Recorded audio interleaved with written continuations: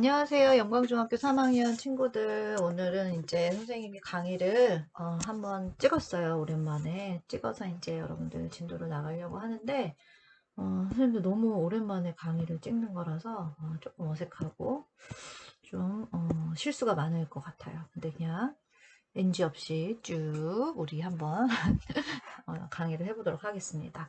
자, 선생님 항상 연표를 이제 그리면서 시작을 했어요. 그죠? 1863년 고종이 즉위를 하고, 그죠? 그리고 되게 많은 사건들을 배웠습니다. 1866년, 68년, 1871년. 다 이제 머릿속에 무슨 사건들이었는지 기억이 나야 돼. 그 다음에 이제 고종이 친정을 하게 되면서 이때 흥선대원군의 집권 시기가 이제 끝나고 이때는 쇄국정책으로 일관을 했다면 고종이 친정을 하게 되면서부터는 이제 개화에 그치 뭔가 물꼬가 트이면서 개화 정책이 하나둘씩 추진되는 시기다라고 설명을 했습니다. 그래서 우리 지난번에 뭐 배웠어요? 1875년에 운요 사건이 이제 그쵸? 일어나게 되면서 이것을 계기로 그 이듬해인 76년에 가장 최초의, 그치? 근대적인 조약이면서도 엄청나게 불평등한 내용들이 많이 들어가 있었던, 그쵸? 일본에게 가장 먼저 우리는 문호를 개방하게 되는 강화도 조약을 체결하게 됐다는 거 배웠습니다. 그리고 나서 1882년으로 이제 갔었어요. 그쵸?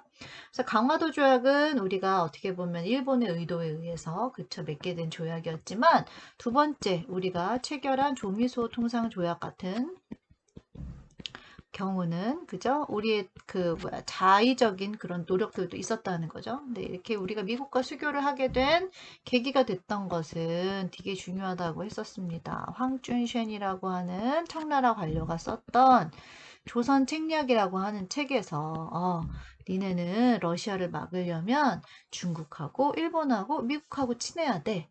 그치, 이거에 영향을 받아서 이제 미국과 수교를 두 번째로 체결을 하게 되는 내용을 배웠습니다. 그리고 이 시기 정부에서는 개화를 합시다 라고 하는 사람들이 있었던 반면에 그쵸, 이 사람들은 사실 많지 않았겠죠. 대부분의 사람들은 그쵸, 양반 유생들은 절대 전하 그러시면 아니 되옵니다 라고 하는 운동이었어요. 위정척사 운동을 벌이는 그런 대립구도가 만들어지게 되었다라고 설명을 했습니다. 그래서 여기서 위정척사는 무슨 뜻이었어요? 정한 것을, 바른 것을 지키고 사악한 것을 배척한다. 이런 뜻이었잖아요. 그래서 여기서의 바른 것이라고 하는 것은 기존의 우리의 유교 질서를 말하는 거고요. 여기서의 사악한 것은 서양의 문물을 얘기하는 것으로서 우리 거를 지키고 이것을 배척하자라고 하는 그런 운동이었습니다. 특징이 60년대의 모습, 70년대의 모습, 80년대, 90년대의 각각의 이들의 주장의 내용들이 조금씩 달라졌다는 거. 그 다음에 90년대에는 특히 이들이 항일, 의병 활동을 벌이는 그쵸, 의병장 세력으로 변모했다. 그래서 그게 의점이다. 뭐 이런 거 설명을 했었어요. 그쵸? 그리고 이 시기 선생님이 설명 안 했던 거, 설명을 마지막으로 하나 더 배웠던 게 뭐가 있었습니까? 되게 중요한 사건이었어요. 엄청 큰 사건이라고 했는데 1882년에 조미수호 통상조약이 이제 첫 번째 사건이라면 두 번째 사건으로 이제 이모군란이라고 하는 사건까지 우리가 배웠습니다. 이모년에 군인들이 난을 일으켰어요. 왜? 당시 군인들이 신식 군인들에 비해서 차별 대우를 받았던 것에 이제 화가 나서 우발적으로 일으킨 사고라고 얘기를 했는데 이때 거의 쿠데타가 일어나게 돼요. 엄마 수업하네. 수업 빨리 문 닫고 나가. 빨리 와, 여기 들어오면. 아 진짜. 빨리 나가. 문 닫고 나가세요. 이거는 편집해야 돼. 그대로 진행을 하도록 하겠습니다. 자, 무슨 어디까지 했더라? 이모년에 군인들이 난을 일으킨 거죠. 그쵸? 왜 일으켰다 그랬죠? 군인들이 이제 열받아서 신식 군인들에 대한 차별 대우 때문에 열받아서. 근데 이 이후에 이제 강화도 조약을 맺으면서 이제 삶에 이제 그쵸? 먹고 살기 힘들었던 많은 하층민들이 여기에 합세를 하게 되면서 이제 규모가 더 커지고, 그래서 결국에는 우리나라 이제 스스로는 이것을 해결하지 못하는 상황에 처하게 되자 당시 명성황후가 청나라에게 도움을 요청하게 됐다. 그래서 사실 이때 제일 중요한 거는 결과다. 그래서 이때 청나라가 본격적으로 우리의 내정을 간섭하게 되면서 우리를 둘러싸고 청나라와의 일본의 대립이 본격화되는 시기가 이제 이모군란으로 인해서 일어나게 됐다. 라고 지난 시간에 이제 배웠습니다. 그래서 이모군란 이후 우리는 청나라와 조약을 체결하죠. 이름이 진짜 길었어요. 조청, 상민, 수륙, 무역, 장정. 와, 죽이죠. 자, 그 다음에 일본과도, 그치? 뭔가 이렇게 배상금 지불하고, 또 일본의 군대가 우리나라에 상주할 수 있다. 그 주둔한다, 서울에. 라고 하는 제물포에서 조약을 체결했습니다. 그래서 이런 것들, 그치? 그런 것들이 이모군란. 우리 지난 시간에 배웠던 거였는데요. 자, 그럼 오늘은 우리 뭘 배울 거냐면, 오늘은 그 이듬해인 1884년에 또 한 번, 1882년에 일어난 이모군란도 되게 큰 사건이었는데요. 84년에 일어난 오늘 배울 이 사건도 사실 되게 큰 사건이라고 볼 수 있습니다. 그래서 1884년에 일어난 이 사건에 대해서 배울 거고요. 그리고 선생님이 뭐 얼마큼 진도 나갈 수 있을지 모르겠는데 아무튼 예, 여기까지 나갈 수 있으면 여기까지 나갈 겁니다. 1800 그다음 10년을 훌쩍 뛰어넘었어요. 94년입니다. 1894년은 굉장히 중요한 해예요. 이때 굉장히 많은 사건들이 아주 막 빠바방 터지는 해라고 볼 수 있거든요. 그래서 1894년도까지 다룰 수 있으면 오늘 수업에서 다루고요. 아, 여기 하나 빠졌네요. 1885년에 또 있었던 거문도라고 하는 사건이 하나가 터지게 되는데요. 거문도에서 뭔가 일이 생긴 거겠죠. 그쵸? 그래서 그거. 우선은 오늘 선생님의 나가고 싶은 건 여기까지인데 어디까지 나갈 수 있을지는 한번 보고 나가도록, 시간 보고 나가도록 하겠습니다. 자, 우선요, 선생님이 먼저 숙제를 좀 내주면요. 어디 갔냐, 요거. 자, 이게 여러분들 교과서죠? 우리가 지난 시간에 이모군란까지 배웠단 말이죠. 그죠? 이모군란 어딨니? 여기 있죠. 여기 이모군란까지 배웠습니다. 여러분들 교과서 17페이지입니다. 그쵸? 그래서 16페이지 교과서 잠깐 보면, 자, 볼까요? 자, 요 위에는 선생님이 개화정책을 1870년대 정부에서 이렇게 주도하는, 추진하는 그런 모습들 설명했던 내용이 나와 있고, 아래 부분은 그거에 대한 반대, 위정첩사, 전하 그러시면 아니 되옵니다. 라는 부분에 대한 설명이 나와 있습니다. 그다음에 이제 오른쪽에는 이모군란이 왜 일어나게 됐고, 그치? 그래서 어떻게 전개가 됐고, 그 결론이 어떻게 나게 되었다라는 내용, 그치? 그렇게 세 단락으로, 네 단락이네요. 이렇게 나누어서 설명을 하고 있습니다. 숙제는 뭐냐? 요게 숙제가 되겠죠. 이제 여기까지 우리가 내용을 다 배웠어요. 그래서 계약하고 선생님이 요거 답 맞출 건데요. 숙제 해왔는지 안 해왔는지, 요거 풀어왔는지 안 풀어왔는지 검사해서 포트폴리오 점수, 선생님이 계속 여러분들을 쬐고 있는 포트폴리오 점수, 안 해온 사람은 팍팍 깎아버릴 거예요. 그러니까 요거 숙제를 꼭 풀어오시기 바랍니다. 자, 그 다음에 우리 지난 시간에 또 마지막으로 일본에 대한 특강 봤잖아요. 일본 특강 봐가지고 일본 특강에 대한 거 답을 좀 맞추고 그 다음에 이제 오늘 진도를 나가면 될 것 같아요. 할 게 많네. 중지. 자, 밖에가 난리가 났어. 선생님 집 밖에가 지금 막 울고 난리가 났네요. 하지만 꿋꿋하게 수업을 해보겠습니다. 자, 지난 시간에 우리는 이제 마지막 특강인 일본의 근대화 운동에 대해서 이제 배웠어요. 그래서 중국도 보고, 그치? 이제 일본도 봤기 때문에 여러분들이 좀 비교가 될 것 같아요. 중국은 양무 운동이라고 하는 소극적인, 나는 여전히 세상이 중심이야를 버리지 못한 그런 근대화 운동을 했는데, 그에 비해서 일본은 이제 아니었죠. 그쵸? 자, 보세요. 자, 1번. 땡땡을 제외하고, 이거 어느 나라입니까? 일본이 미국한테 수교를 하기 전에 이제 서양 나라 중에는 유일하게 어느 나라였어요? 네덜란드입니다. 그죠?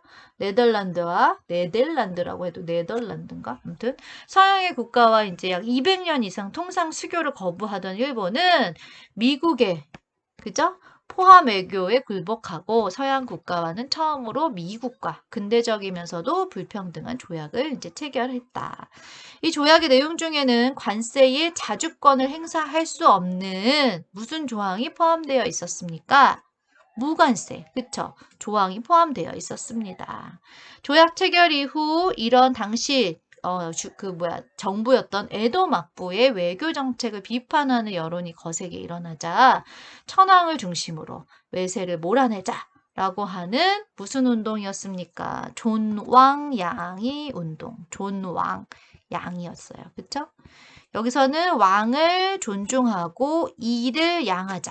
여기서의 이는 우리가 아는 오랑캐 이자였어요. 오랑캐를 여기서 지양하다, 밀어내다. 척이랑 비슷한 뜻이겠죠. 그쵸? 그래서 천황을 받들어서 이 오랑캐를 몰아내자, 서양 세력을 몰아내자라고 하는 운동이 이제 일본 내에서 일어나게 된 거죠. 그쵸?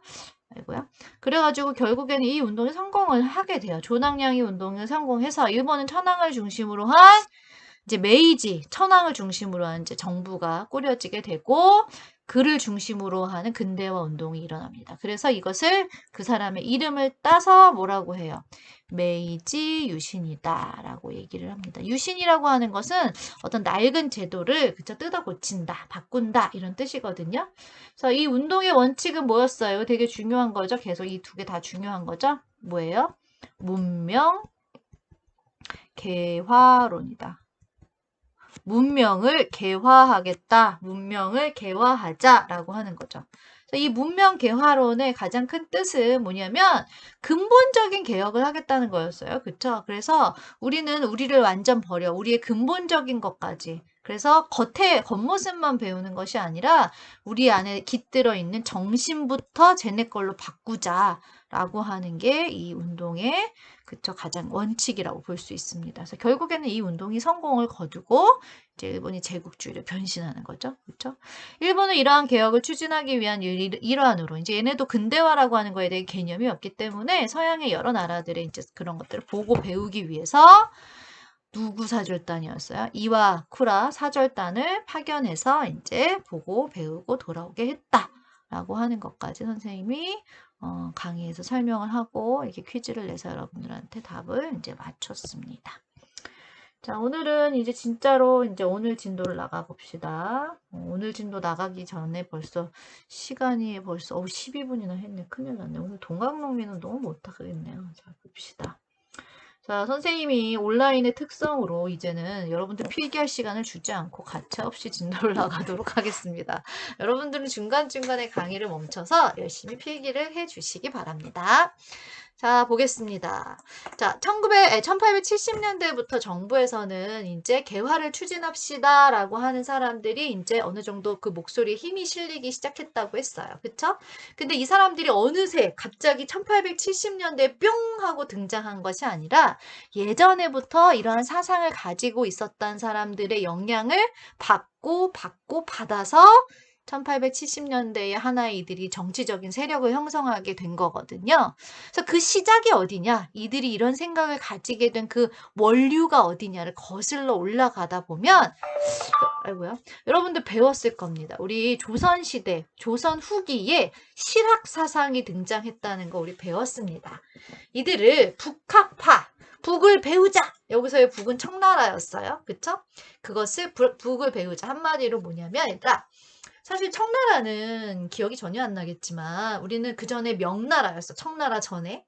명나라는 원래 중국의 오리진, 한족이 세운 나라예요. 우리가 섬겼던 나라. 하지만 청나라는 우리 바로 위에 있었던 여진족이었어요. 그래서 우리가 여진은 원래 한족이 아니기 때문에 걔는 오랑캐라고 여기면서 우리가 무시했잖아요. 그죠?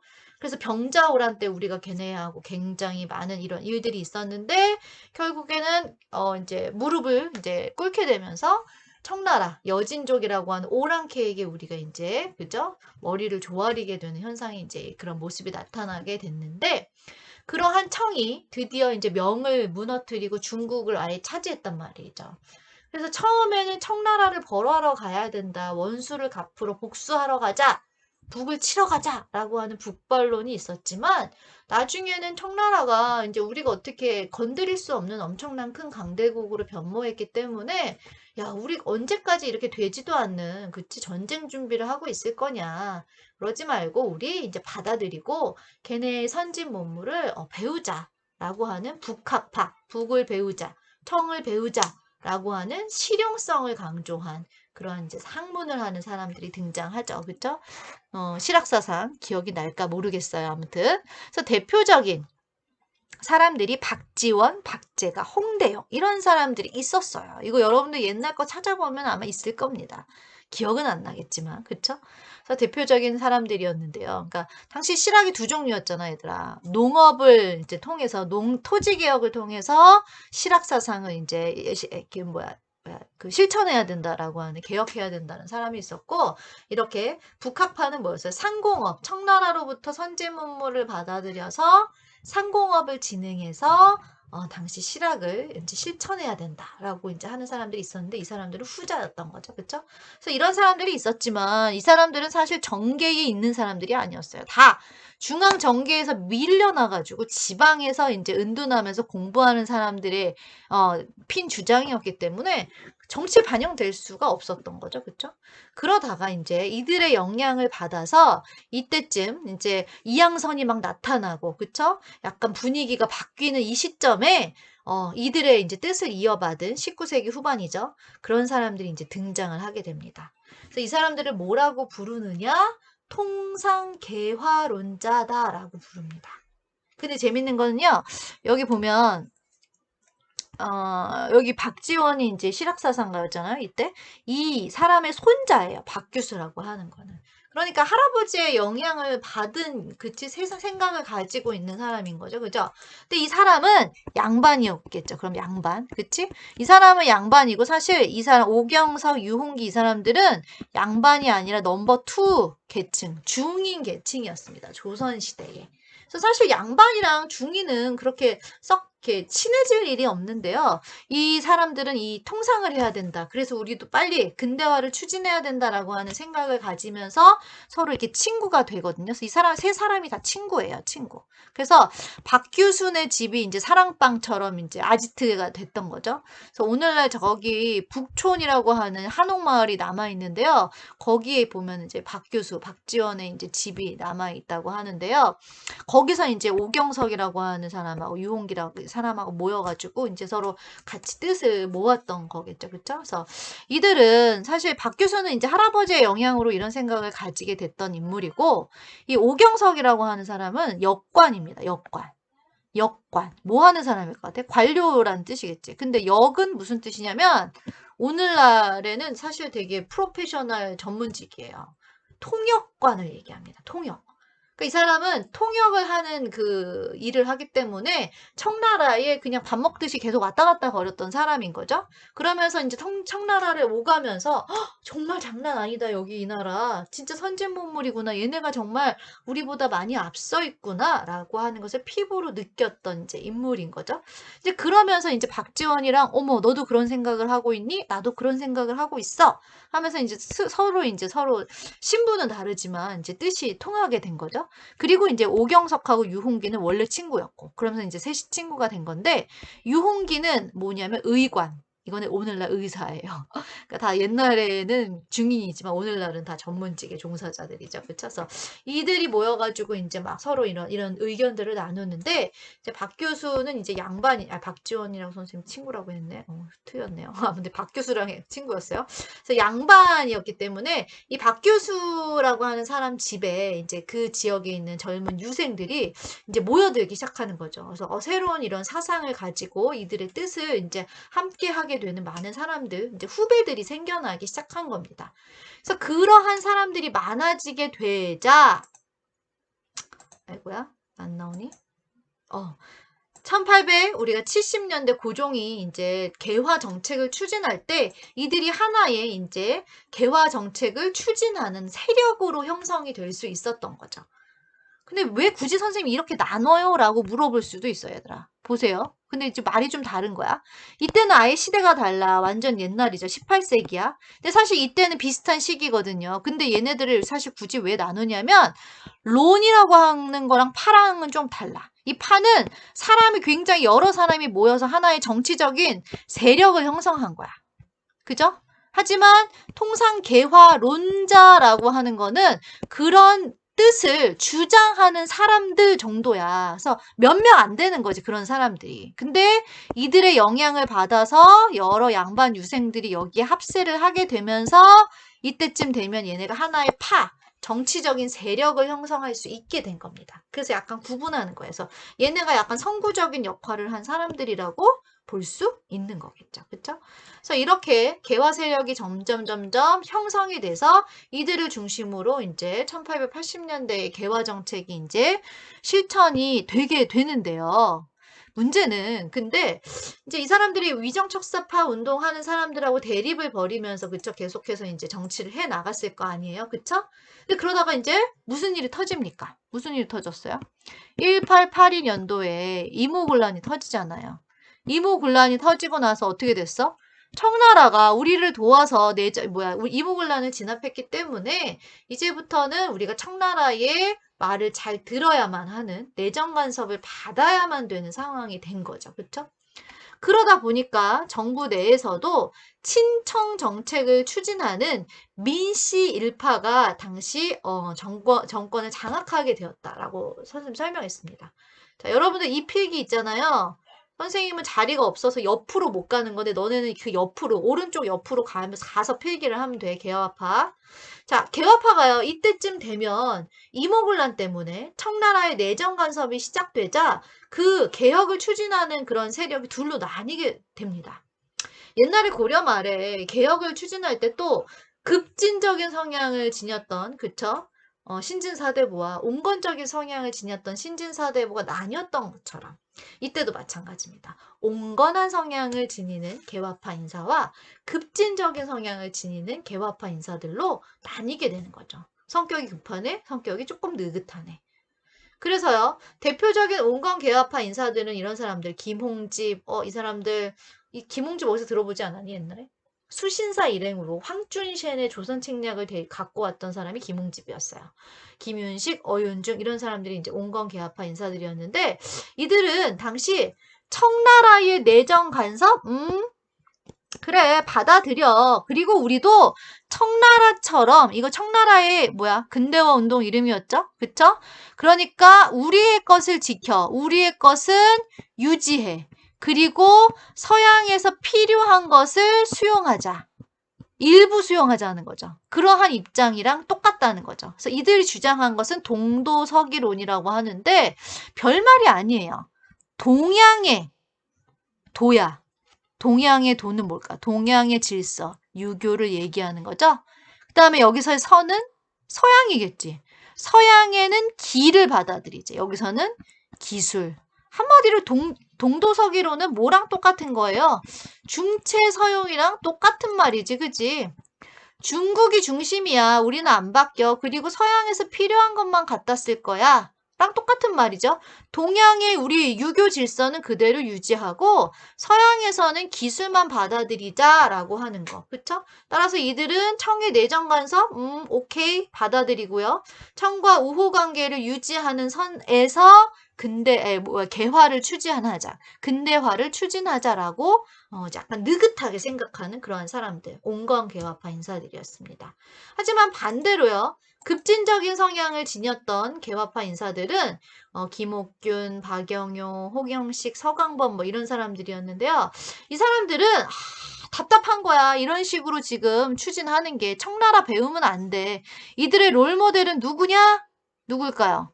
당연히 급진적인 성향을 지니니까 싹 다 바꾸자 쪽에 당시 일본을 당시 얘네들은 모델로 했다는 거죠. 이게 뭐예요? 일본의 메이지 유신의 원칙이죠.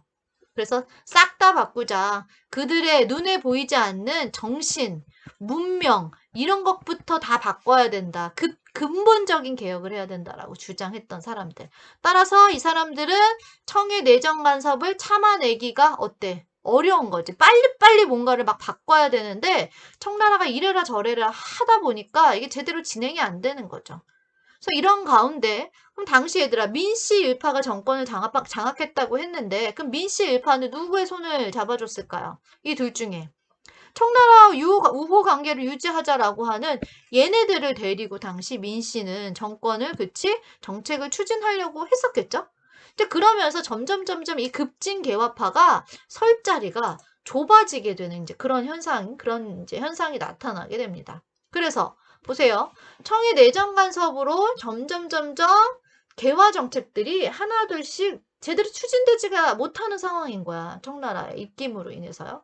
그런데다가 민씨가 당시 급진파 애들을 자꾸 정치에서 빼는 거야. 뭔가 일을 할 때 얘네는 자꾸 안 된다고 하고 반대를 하다 보니까 얘네들을 자꾸 배제하게 되면서 얘네가 점점 정치에서 설 자리가 없어지게 되는 상황에 처하게 된 겁니다. 그러니까 얘네는 성격이 어떤 애들이에요? 급한 애들이죠. 항상 역사는 온건히 역사를 쓰지 않습니다. 역사를 만들어 나가는 거는 성격이 급한 급진파가 어떤 일을 다 이제 내기 마련인데요. 그런데다가 되게 기회가 좋았던 게요. 이때 우리나라에 사실 청나라 군대가 계속 상주했다고 했잖아요. 이모군란 이후로. 근데 이때 청나라랑 프랑스와 전쟁이 일어나요. 그래서 이제 청나라 본국에서 전쟁을 해야 되니까 우리나라에 있던 청나라 군대 일부가 본국으로 돌아가게 되는, 그래서 청나라의 군대가 우리나라에서 빠져나가게 되는 그런 공백기가 생기게 된 거죠. 따라서 이 급진파는 좋은 기회다. 지금 우리가 뭔가 이렇게 정권을 장악할 수 있는 기회가 된다라고 생각을 했습니다. 그런데다가 얘네가 이런 움직임을 보이자 일본도 야 니네 지금 뭔가 일하려고 하지? 그럼 우리가 도와줄게 너희들. 지금 청과 일본은 대립 중에 있었으니까 일본은 또 이 기회를 틈타서 자신의 영향력을 조선에서 확대할 목적으로 얘네들에게 재정적이고 군사적인 지원을 약속해주게 되거든요. 그러니까 야 청나라 군대도 빠져나갔어. 그 다음에 일본도 우리를 도와주겠다고 해? 그러니까 이제 급진파 인사들, 김옥균, 박영효, 서광범, 홍영식 이런 사람들이 당시 사건을 계획하게 됩니다. 사건 어떻게 계획했냐면요. 당시 우정총국이 이제 오픈하는 날이었어요. 얘는 뭐냐면 오늘날로 치면 우체국입니다. 이제 당시 근대화 개혁을 추진하는 일환으로서 근대적인 우편 사물을 볼 수 있는 우체국을 이때 만들었거든요. 근데 이제 얘가 오픈하는 날이었어. 개국을 하는 날 이제 많은 이제 커팅식을 하는 거죠. 한마디로 오늘날로 치면. 그러니까 이제 많은 주요 고위 인사들이 모여가지고 여기서 이제 파티를 할 때 이제 고위 인사들이 한 자리에 다 모이면 어때? 쿠데타를 일으키기가 어때? 한 곳만 장악하면 쿠데타가 성공할 수 있잖아요. 그렇죠? 그래서 결국엔 요 틈을 타서 결국에 1884년 그 해가 이제 갑신해예요. 갑신해. 이때 급진개화파 인사들이 또 한 번의 쿠데타를 일으킵니다. 그것을 갑신정변이라고 합니다. 1884년에 일어났던. 1882년 이모군란이 일어난 지 2년밖에 되지 않았어요. 당시 궁궐이 장악된 지 2년밖에 안 됐는데 또다시 2년 후 당시 갑신정변으로 또 한 번의 쿠데타가 일어나게 돼요. 그래서 결국에 얘네들이 성공을 하게 됩니다. 그래서 주요 그 문을 딱 막고서는 이 사람들을 가두고요. 당시 쿠데타 이제 그 왕을 이제 포위해서 쿠데타에 성공을 하게 됩니다. 근데 문제는 이제 얘네의 이 갑신정변이 3일 천하로 끝났다는 게 이제 문제인데요. 아무튼 쿠데타에 성공하고 나서 이들은 14개의 정강을 발표합니다. 이 14개의 정강은 앞으로 우리는 이렇게 개혁할 거야. 이렇게 이런 나라를 만들 거야. 라고 하는 이제 자신의 이제 개혁의 의지, 어떤 식으로 개혁하겠다 이런 것들을 이제 나타낸 건데요. 14개가 있지만 그 중에서 이제 중요한 것들만 좀 뽑아보면 이렇습니다. 청과의 4대 관계를 청산하겠다. 그치? 얘네는 급진이니까 청과의 이런 내정 간섭 절대 받아들일 수 없는 애들이었겠죠. 그쵸? 두 번째 근대화의 개혁의 일환으로 문벌을 폐지하겠다. 그 다음에 세 번째 조세를 걷는 것을 개혁하겠다. 라는 개혁을 이제 그 주요 내용을 담고 있습니다. 근데 사실 문제는 이제 나중에 이제 또 나오겠지만 이제 한계가 있다는 거죠. 이들의 개혁이. 자, 우선 결론 보겠습니다. 당시 청나라와 프랑스 전쟁으로 청군으로 철수 중이었던 청나라 군대가요. 당시 갑신정변의 소식을 접하게 됩니다. 그러면서 야 지금 조선에서 쿠데타가 또 일어났대. 안 되겠다. 니네 다시 돌아가 해가지고 청나라가 다시금 가던 길을 멈추고 돌아서서 조선으로 진군하거든요. 그래서 이러한 갑신정변은 청나라 군대에 의해서 또다시 3일 만에 진압이 됩니다. 그러면 일본군은 어디 갔을까요? 일본은 약속을 했잖아요. 도와주겠다. 니네 사고 쳐봐. 내가 뒤에서 재정적이고 군사적인 지원해줄게. 라고 했지만 결국에 일본은 이때 청나라 군대가 돌아올 걸 예상하지 못했을까요? 아무튼 청나라 군대가 돌아오자 결국엔 약속을 지키지 않고 이들을 도와주지 않습니다. 만약에 도와줬으면 두 나라 간에 사실 전쟁이 났겠죠. 그렇죠? 따라서 당시 청나라 군대에 의해서 3일 동안 이들의 천하가 이제 이어졌지만 결국에는 진압이 되고 어디로 이 사람들이 갈 데가 없잖아요. 그쵸? 잡히면 이제 죽겠죠. 그쵸? 그래서 이들이 일본으로 급하게 이제 망명을 하게 됩니다. 그게 이제 갑신정변의 전개까지의 모습이라고 볼 수 있습니다. 그럼 결론은 어떻게 됐느냐? 이모군란도 그렇고요. 갑신정변도 그렇고 결론이 중요합니다. 자, 한번 볼까요? 갑신정변의 결과 청이 또 도와줬어요. 2번. 정말 어떻게 이제 벗어날 수가 없어요. 그쵸? 점점점 청의 내정 간섭이 심화될 수밖에 없겠죠. 그러면 그럴수록 우리의 근대화 개혁의 의지, 이러한 그 개혁 정책들은 점점 느려지고 제대로 진행이 되지 못할 수밖에 없었겠죠. 그쵸? 도태될 수밖에 없었겠죠. 자, 그리고 나서 갑신정변 이후에 우리는 또다시 조약들을 체결합니다. 한성조약. 자, 이거 한자 또, 그죠? 선생님 한자로 썼다고 또 못 알아보면 곤란합니다. 이거 우리나라죠. 그 다음에 일본입니다. 우리나라와 일본 간에 맺은 조약, 한성조약입니다. 이모군란 이후 우리는 일본한테 배상금을 지불하는, 그죠? 당시, 재물포 조약을 체결했었어요. 그죠? 근데 이번에는 또, 갑신정변이랑 일본이랑 무슨 상관이야? 갑신정변이 일어났을 때 청나라가 진압을 하는 과정 속에서 일본 공사관이 불타고 약간 이런 문제가 생겼어요. 또 그래서 당시 일본이 배상금 지불해. 그 다음에 공사관 지을 거야. 새로 니네가 돈 대. 이런 식으로 하면서 또다시 우리는 일본에게 그치? 한성조약을 체결해 줘야만 했고요. 그 다음에 또 이거는 사실 좀 중요합니다. 텐진조약. 이거는 우리나라가 맺은 조약이 아니야. 청나라와 일본 간의 양국이 맺은 조약이에요. 텐진에서 맺었는데요. 사실 이 갑신정변 때 일본이 만약에 우리를 도와줬다면 두 나라 간의 전쟁이 일어났을 거예요. 그쵸? 따라서 정말 전쟁이 일어나기 직전까지 간 상황이었기 때문에 이 두 나라도 약간 경각심을 느꼈겠죠. 그쵸? 따라서 이들이 뭐라고 했냐면 서로 야 우선은 조선에서 너도 집으로 가. 나도 집으로 갈게. 양쪽 다 모두 철수해 우선. 그리고 만약에 나중에 또 조선에 무슨 일이 있어서 파병을 하게 될 때에는 서로에게 미리 알려주는 거야. 야, 나 지금 조선으로 들어가고 있어. 이렇게 서로 알려주는 거야. 그것을 약속한 조약이 바로 텐진 조약입니다. 왜냐면 양쪽의 나라의 군대가 한 나라에 들어와 있다는 것은 정말 전쟁이 일어나기 정말 최적의 조건이거든요. 그렇죠? 그래서 텐진 조약을 두 나라 간에 이제 맺게 되는 것이 이제 갑신정변의 모습이라고 볼 수 있습니다. 갑신정변의 의의와 한계 마지막으로 살펴볼게요. 보세요.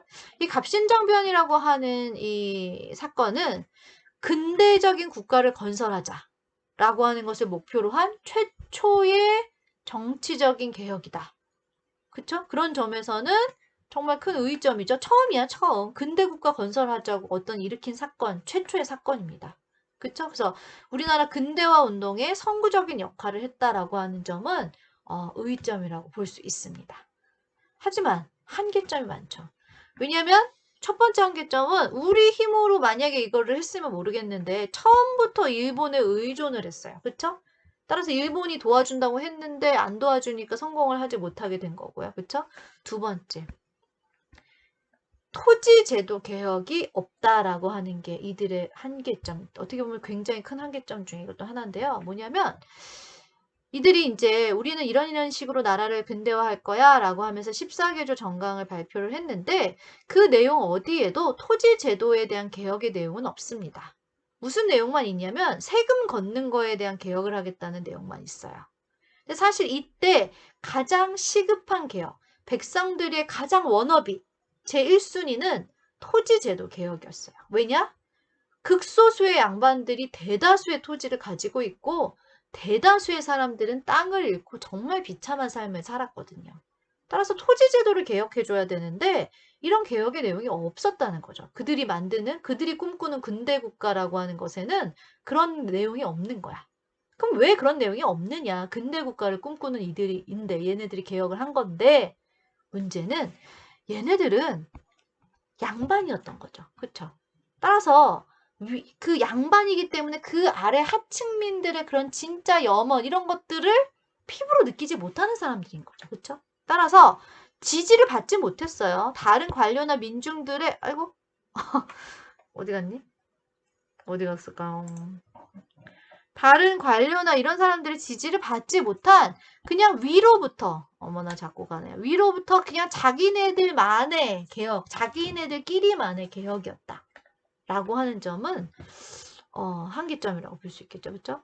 일본에 의존했기 때문에 또 많은 관료들의 지지를 받지 못했고요. 그다음 토지제도 개혁이 없었기 때문에 민중들의 지지가 없는 그런 위로부터의 일방적인 개혁이었다라고 하는 점이 갑신정변의 한계점이다. 그쵸? 그리고 그 이후 청나라의 내정 간섭이 더욱더 심해졌기 때문에 그쵸? 별로 얻는 게 없는 그러한 어떻게 보면 좀 실패한 개혁이 그런 운동이었다라고 볼 수 있습니다. 아 어떡하지? 시간이 너무 많이 지났네. 하나만 더 해야 되는데. 자, 요거까지만 보고 마치겠습니다. 조금만 참으세요. 자, 1885년도에 갑신정변이 일어나고 그 이듬해죠. 그쵸? 이때 거문도라고 하는 사건이 일어나요. 우리가 그렇게 부르는데 이때 무슨 일이 일어나냐면 한마디로 거문도, 우리나라 거문도가 또 어딘지 우리도 모르는데 그죠? 지도까지 보면 시간이 너무 걸리니까 그건 선생님이 다음 시간에 보여줄게요. 거문도를 당시 영국이 와가지고요. 점령했어요. 영국이 우리나라 거문도에 와서 1년 넘게 거기를 불법으로 점령합니다. 왜 그랬을까요? 당시 세계 각지에서 영국과 러시아는 대립각을 곳곳에서 세우고 있었어요. 제국주의인데 누가 더 많은 땅을 빨리 차지하나 서로 내기하는 약간 그런 뉘앙스였잖아요. 그렇죠? 그래서 당시 우리나라는 청의 내정 간섭이 점점 심해지니까 야 진짜 이런 식으로 가다가는 진짜 우리가 청나라의 속국으로 완전히 자리매김하겠구나. 그래서요 오히려 이때 어떤 우리가 그 모양새를 취하냐면 그동안 러시아를 굉장히 견제했었는데 지금은 청나라가 너무 우리를 힘들게 하는 거야. 그러니까 오히려 청나라가 러시아는 무서워하니까 러시아랑 좀 손을 잡고 그치? 청나라를 견제해보는 게 어떨까라고 하는 그런 움직임들이 일어나기 시작했거든요. 우리나라에서. 그러다 보니까 뭐야 러시아가 지금 조선의 영향력을 행사하려고 해? 영국은 러시아를 지금 견제해야만 하는 그런 상황이었기 때문에 러시아를 견제한다는 목적으로 러시아의 남하를 막는다라는 목적으로 지네 맘대로요. 우리나라의 거문도를 점령해요. 불법으로. 근데 우리는 힘이 없으니까요. 걔네가 불법으로 우리나라의 땅을 점령해도 어떻게 할 수가 없는 상황. 그게 바로 거문도 사건입니다. 슬프죠? 그렇죠? 그래서 이런 거문도 사건까지 일어나게 되자 조선 일각에서는 야 진짜 지금 분위기 심상치 않다. 이런 식으로 가다간 정말 조선이 차일 피해 좀 있으면 식민지가 되겠구나. 어느 나라든 아무튼 식민지로 전락하겠구나. 우리 그 전에 조선은 중립국입니다. 이거를 국제적으로 먼저 선언하자. 조선의 중립화를 선언해서 국권을 지켜내자. 라고 하는 의견이 제기가 됩니다. 하지만 중립국의 개념도 사실 당시 양반 지배층들은 잘 몰랐을 거예요. 그쵸? 그래서 이게 제기만 되고 현실화되지는 않습니다. 자, 오늘 여기까지 진도 올라가겠습니다.